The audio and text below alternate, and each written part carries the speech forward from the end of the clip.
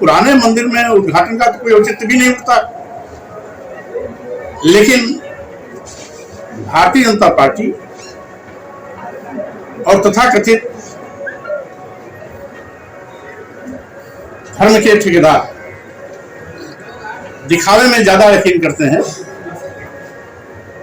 अब एक और अयोध्या में राम का मंदिर हजारों साल पुराना है, राम को आराध्य मानने वाले, राम को भगवान मानने वाले, राम में आस्था व्यक्त करने वाले लोगों की संख्या लाखों और करोड़ों में है। ये पहले से चला रहा है, तो अब उसमें प्राण प्रतिष्ठा क्या करेंगे? प्राण प्रतिष्ठा ये दिखावा है, छलावा है, जिसका अस्तित्व हजारों साल से बना आ रहा है।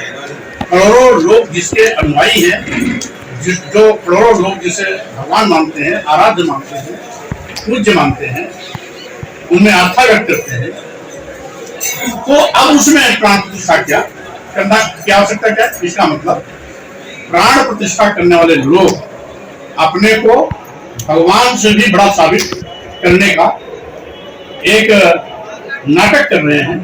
ऐसा नहीं होना चाहिए। कहा जाता है कि जहाँ पे रामलला का मंदिर बन रहा है, इससे पहले वहाँ बुद्ध विहार था और खुदाई में कुछ अवशेष भी मिले थे। क्योंकि वो माननीय सर्वोच्च न्यायालय के निर्णय से बन रहा है, इसलिए हमने आपको पहले भी कहा कि न्यायपालिका में हमारा विश्वास है। इसमें कोई दोहरा नहीं कि वहां पहले बुद्ध विहार था, भगवान बुद्ध कई वर्षावास वहां भी थी, वहां अयोध्या और साकेत दो प्राचीन नगरी है। महाराजा प्रसेनजीत की राजधानी श्रावस्ती थी, उस राजधानी साकेत था।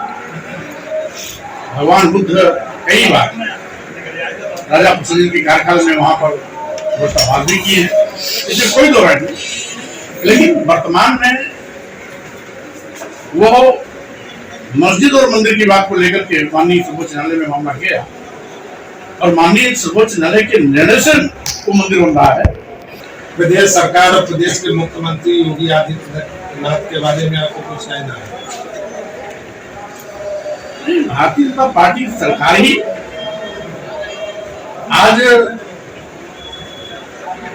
हर मुद्दे पर पूरी तरीके से असफल हुई। करोड़ों नौजवान बेरोजगारी का दर्द झेल रहे हैं। जब से भाजपा सरकार आई है, सरकारी नौकरियां गायब हो गई। भूले बिस्तरे यदि किसी सरकारी नौकरी का विज्ञापन आया भी तो भर्ती भ्रष्टाचार की बलवेदी पर चढ़ गई।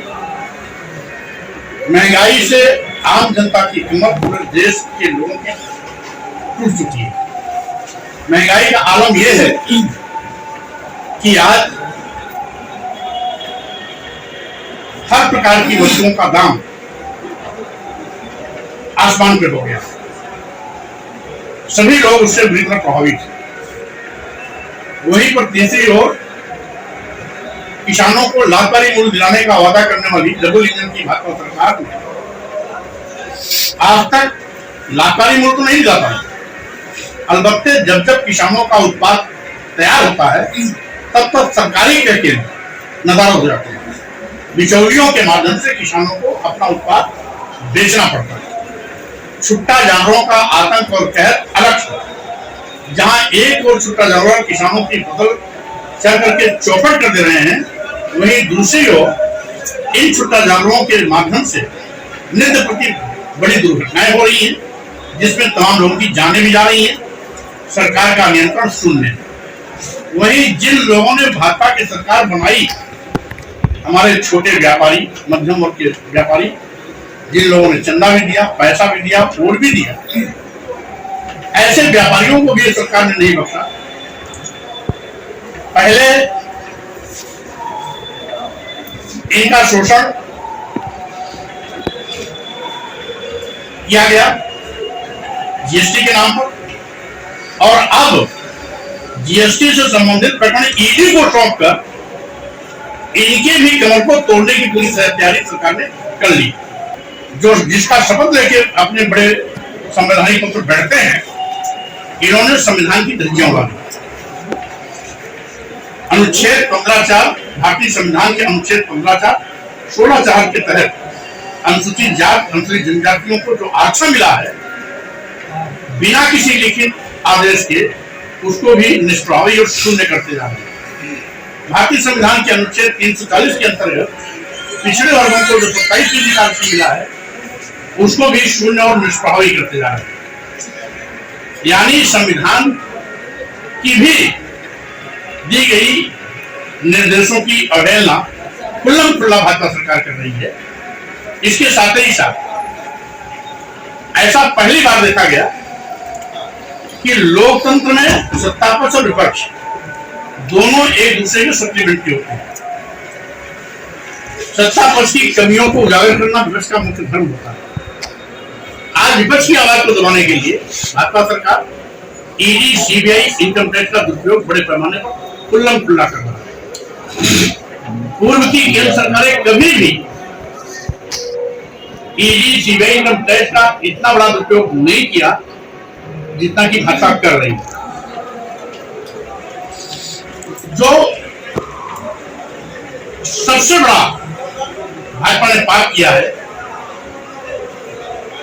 सरकारी विभागों, सरकारी संस्थानों, सरकारी प्रतिष्ठानों को बेचने।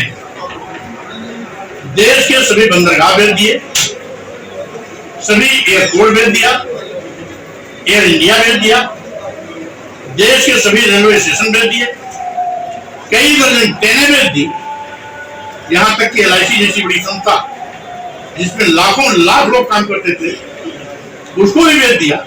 और ये सारे के सारे सरकारी उपक्रम लाभ वाले उपक्रम थे जो अपने चहेते उद्योगपतियों अदानी और अंबानी के हवाले कर रहे हैं। यानी देश बेचने का भी पाप भाजपा कर रही है। और यही कारण है कि 2024 लोकसभा चुनाव अब मोदी के चेहरे पर नहीं, मोदी के 9 साल के इन काम काज पर होगा, इनकी असफलताओं पर होगा, इनकी विफलताओं पर होगा।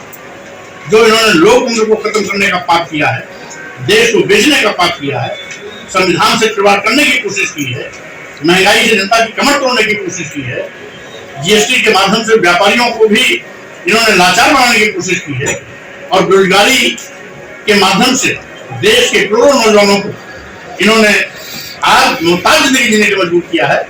इन सबका हिसाब किताब इनको देना होगा। और हम समझते हैं जितने बड़े पाप इन्होंने कर दिए हैं 2024 में इनकी विदाई तय। एक आखिरी छोटा सवाल, संघमित्रा जी भाजपा में रहेंगे या सपा में आएंगे? आप समय का इंतजार करिए, जो कुछ भी होगा सामने आ जाएगा।